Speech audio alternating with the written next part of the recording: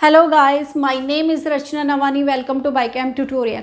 आज के लेक्चर में हम diagnosis and treatment of cancer के ऊपर डिस्कस करेंगे। प्रीवियस लेक्चर में हमने कॉजेज ऑफ कैंसर किस तरीके से कॉज होता है उसके ऊपर डिस्कस करा था। तो कैंसर किस तरीके से कॉज होता है, उसके बाद हम कॉज होने के बाद कैंसर को किस तरीके से, अगर हमारे पास सिम्टम्स आते हैं, किस तरीके से डायग्नोज करते हैं, डायग्नोज करने के बाद उसका ट्रीटमेंट किस तरीके से दिया जाता है। आज के लेक्चर में हम ये डिस्कस करेंगे। डायग्नोसिस, कैंसर को डायग्नोज करने के लिए हमें सबसे पहले बायोप्सी करानी पड़ती है। अब बायोप्सी क्या होती है? जब हमारे पास बॉडी में कोई भी पर्टिकुलर एरिया है तो biopsy means a piece of suspected tissue is cut, stained and examined under microscope. Means उस सस्पेक्टेड मीन्स जिस एरिया में हमें संदेह है, ठीक है, वहाँ पर उस पार्ट, सपोज बॉडी के किसी भी पार्ट में, सपोज हम कह देंगे कि यहीं पर हो रहा है, तो इस सस्पेक्टेड मीन्स एक पर्टिकुलर एरिया होगा, उस पर्टिकुलर एरिया का हम टिश्यू का कोई भी एक पीस लेंगे या टिश्यू लेंगे। अब उस टिश्यू को हमने माइक्रोस्कोपिक स्टडी करनी है या हिस्टोपैथोलॉजिकल स्टडी करते हैं, तब हम जाकर देखते हैं कि उनकी स्टडी करने के बाद वो टिश्यू हमको किस तरीके से दिखाई पड़ रहे हैं, ठीक है। तो उसको हम बायोप्सी कहते हैं ना कि हमारी सेल बायोप्सी के लिए गई है, या बॉडी का वो पार्ट जहाँ पर हमें कैंसर होने की संभावनाएं होती हैं या सस्पेक्टेड पार्ट है, संदेह है, तो उस पर्टिकुलर एरिया का बायोप्सी वहीं पर होती है जहाँ पर पर्टिकुलर एरिया में सिम्टम्स आते हैं, हमें डायग्नोज कराना होता है। तो तब वहाँ पर क्या हो जाता है, बायोप्सी कराते हैं। बायोप्सी में पर्टिकुलर एरिया की टिश्यू लिया जाता है और उसकी टेस्टिंग करी जाती है, तो उसको हम बायोप्सी कहते हैं। अब बायोप्सी हमने कहा टिश्यू की भी हो रही है। अब टिश्यू कहीं पर भी हो सकते हैं। सपोज किसी को इंटेस्टाइन में प्रॉब्लम हो रही है, उसकी बायोप्सी करानी, हाथ में हो रही है, उसकी बायोप्सी करानी। पर्टिकुलर एरिया जहाँ पर कैंसर होने की संभावनाएं हो रही हैं या हमें डाउट है, तब हम बायोप्सी कराते हैं, ठीक है, उसको डिटेक्ट करने के लिए, डायग्नोज करते हैं। बायोप्सी हमारे पास बायोप्सी बोन मैरो की भी होती है। बोन मैरो कहाँ पर होती है? बोन मैरो हमारे पास बोन में होती है, ठीक है। तो बोन मैरो में क्या, बोन मैरो में आरबीसी एंड डब्ल्यूबीसी की फॉर्मेशन होती है, लेकिन हम यहाँ पे डब्ल्यूबीसी के बारे में पढ़ेंगे। बोन मैरो में, ठीक है, अगर हम डब्ल्यूबीसी की बात करें तो ल्यूकोमिया होने की शिकायत हो जाती है, ठीक है। तो ल्यूकोमिया कब होती है? Leukaemia means blood cancer. तो ल्यूकोमिया कब होता है? जब एबनॉर्मल काउंट ऑफ डब्ल्यूबीसी के काउंट बॉडी में क्या हो जाता है, डब्ल्यूबीसी का काउंट क्या होता है, बॉडी में बहुत ज़्यादा बढ़ जाता है। तो एबनॉर्मल कंडीशन, नॉर्मल से कहाँ चली गई, एबनॉर्मल कंडीशन में आ गई। कौन आ गई? डब्ल्यूबीसी। तो डब्ल्यूबीसी के एबनॉर्मल कंडीशन में आने की वजह से, या डब्ल्यूबीसी काउंट, बॉडी में डब्ल्यूबीसी का क्या रोल है, हमारी बॉडी में डिफेंस सिस्टम को प्रोवाइड करना, लेकिन एक एक्सेस अमाउंट में डब्ल्यूबीसी बढ़ जाती है तो ब्लड कैंसर हो जाता है, जिसको क्या आप ल्यूकोमिया कहते हैं। तो ये बोन मैरो में किसकी फॉर्मेशन होती है? डब्ल्यूबीसी की फॉर्मेशन होती है। क्या प्रोवाइड कराता है हमको? हमने पढ़ा था इसे इम्यून सिस्टम में, primary and secondary B cells and T cells के बारे में पढ़ा था। क्या प्रोवाइड कराते हैं? ये हमारी बॉडी में हमको इम्यून सिस्टम को बनाते हैं, हमारी बॉडी में डिफेंस प्रोवाइड कराते हैं। तो एबनॉर्मल काउंट ऑफ डब्ल्यूबीसी जिसकी वजह से ल्यूकेमिया हो जाता है। तो यहाँ पर भी हम बायोप्सी करते हैं, किसकी? डब्ल्यूबीसी की। नेक्स्ट है हमारे पास रेडियोलॉजी। रेडियोलॉजी वो साइंस है जिसमें कि रेडिएशन की मदद से हम क्या करते हैं, ठीक है, जिसमें कि हम रेडिएशन की मदद से डिटेक्ट करते हैं, डायग्नोज करते हैं किसी भी पर्टिकुलर एरिया को, ठीक है। तो रेडियोलॉजी, यूज़ ऑफ एक्सरे, अगर हम एक्सरे की बात करें तो एक्सरे, अगर सपोज बोन में कोई भी डिफेक्ट है, ठीक है, तब हम एक्सरे कराएंगे। चेस्ट का आपके पास एक्सरे होता है, तो एक्सरे में भी, अगर हमें एक्सरे में भी हम डिटेक्शन कराते हैं, डायग्नोज करते हैं किसी पर्टिकुलर एरिया का या इंटरनल ऑर्गन का। एमआरआई एक्सरे से एडवांस हो जाती है, एमआरआई सबसे एडवांस होती है, और हमारे पास कैंसर में एमआरआई ही सबसे एडवांस है और सबसे इम्पॉर्टेंट रोल प्ले करती है। अब एमआरआई की फुल फॉर्म क्या होती है? M for magnetic, R for resonance, I for image, ठीक है। तो इस तरीके से MRI and CT scan means computed tomography, तो सीटी स्कैन में क्या होता है, इंटरनल ऑर्गन का इमेज लिया जाता है। अगर सपोज इंटेस्टाइन का कराना है, बोन का कराना है, बैकबोन का कराना है, ठीक है, ब्रेन का कराना है, तो उस कंडीशन में हम सीटी स्कैन कराते हैं। तो सीटी स्कैन में जो इमेज बनती है हमारे पास 3D इमेज बनती है। तो सीटी स्कैन में इंटरनल ऑर्गन की अच्छी तरीके से हमारे पास डायग्नोस हो जाते हैं, डिटेक्ट हो जाते हैं, उनके रिजल्ट आ जाते हैं किस तरीके से हम कैंसर को यहाँ पर सीटी स्कैन की मदद से, या हमें संदेह है तब हम सीटी स्कैन करने के लिए डॉक्टर आपको एडवाइस देता है या प्रिफर करा जाता है। तो सीटी स्कैन की मदद से भी हम कैंसर को डायग्नोस कर सकते हैं। अब बात करते हैं एमआरआई की। तो एमआरआई भी क्या होता है, एमआरआई मीन्स एमआरआई काफ़ी बड़ी मशीन होती है जिसमें अब एमआरआई में क्या करना है, एमआरआई में मैग्नेटिक रेजोनेंस डाली जाती है, ठीक है।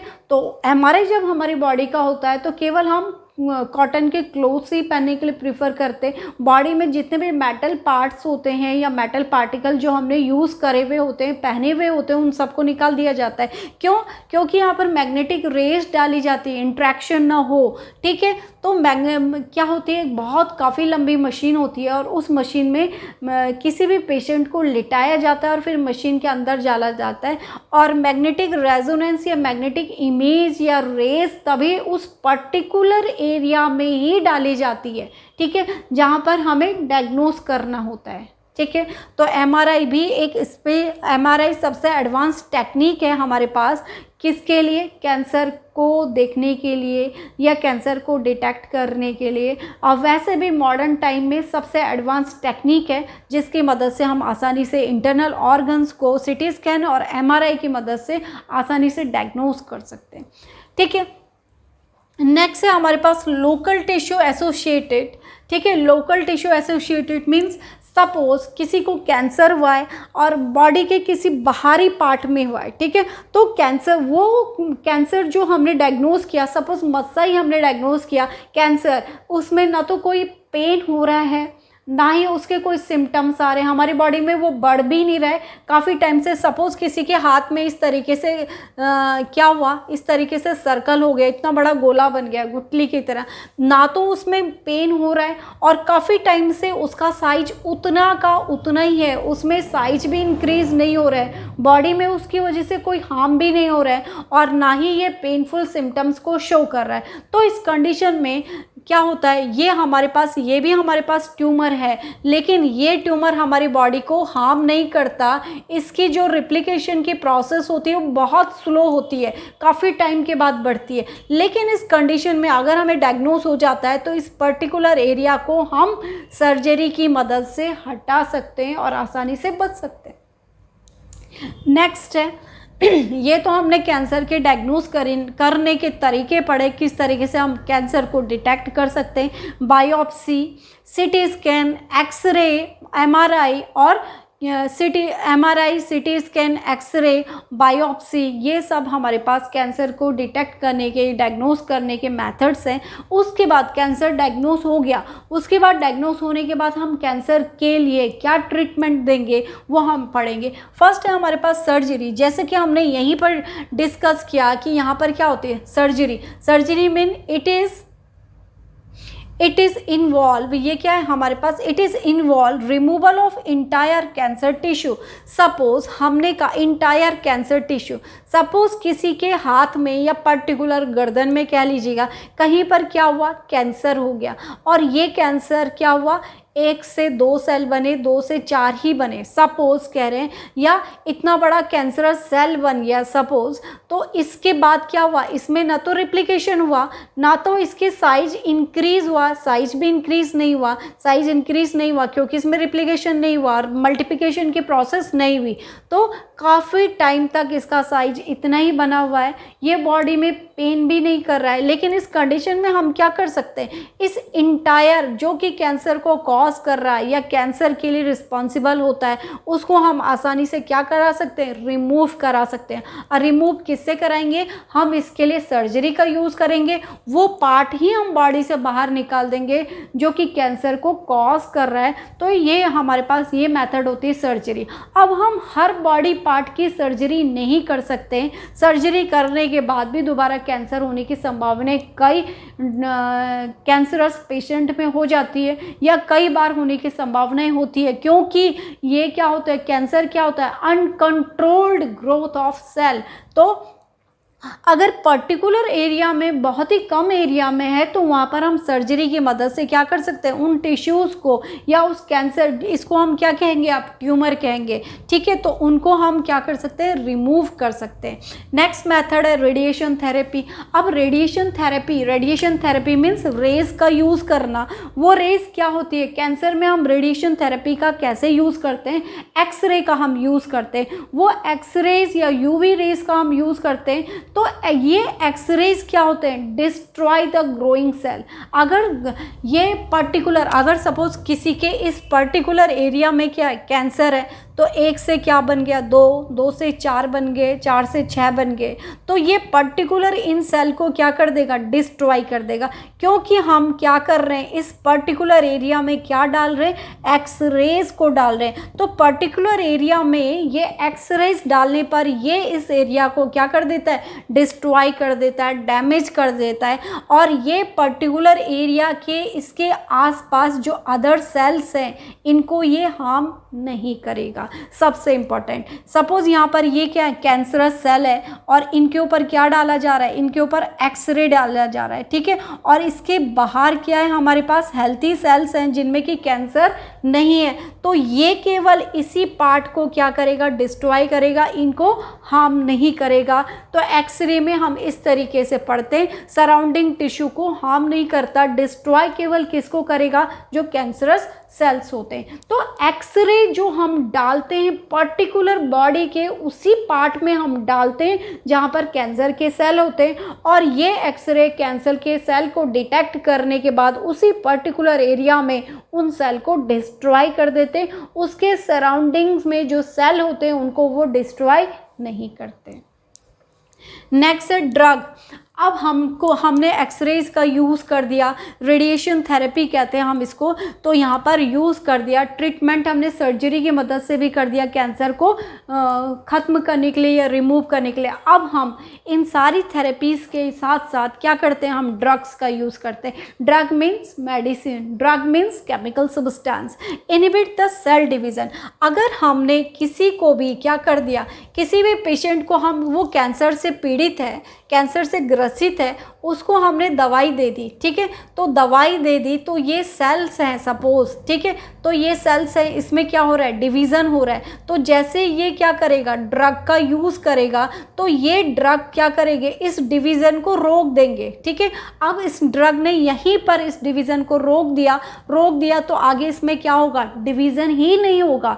तो ड्रग ऐसे केमिकल सब्सटेंस का हम यूज़ करते हैं कैंसर के लिए, जिन ड्रग का यूज़ करने से जो कैंसर सेल होती है वो वहीं, उनकी ग्रोथ वहीं पर रुक जाती है, वो आगे रिप्लिकेट नहीं हो पाते। तो ड्रग की मदद से भी हम कैंसर को कंट्रोल कर सकते हैं। Inhibit the cell division, drug हमने दिया, बॉडी के अंदर ड्रग चली गई, तो वो सेल में डिवीज़न नहीं होगा। कौन सी सेल में, जो सेल कैंसर को कॉज करने के लिए रिस्पॉन्सिबल होता है, उनमें आप रिप्लिकेशन नहीं हो रहा है। क्यों?